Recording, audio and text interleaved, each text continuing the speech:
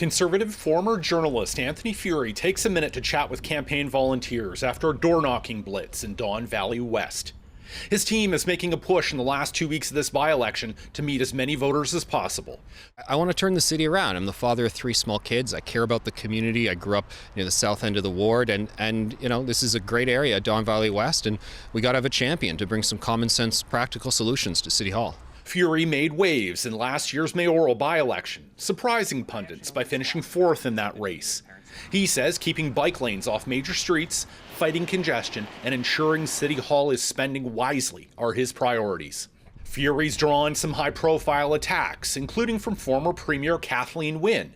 She's endorsed local TDSB trustee Rachel Chernoslin. When it comes to the shameless smear attacks on me, Kathleen Wynne, I mean, oh boy, like this, I feel bad for her that she's sort of stooped this low. Dalton McGuinty, this is a guy who he behaves more classy. You don't see him mudslinging in a municipal election. 2 candidates in the race also dropped out this week, throwing their support behind her in an effort to stop Furey from winning. They say they disagree with his politics, and he lives outside of the ward. There are no rules that require a candidate to live in the ward they represent on council. Chernoslin says she's not a member of the Liberal Party, despite earning endorsements from a number of high-profile Liberals.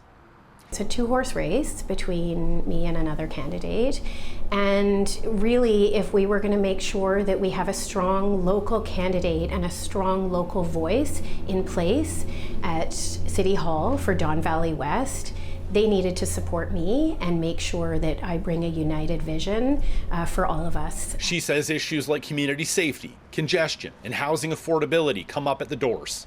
People want livable communities. They've loved having that in this ward, but they are concerned about the future. The race has also drawn local community organizer and business owner Leslie Stoyan. She's running her grassroots campaign out of her apartment with a team made up largely of family.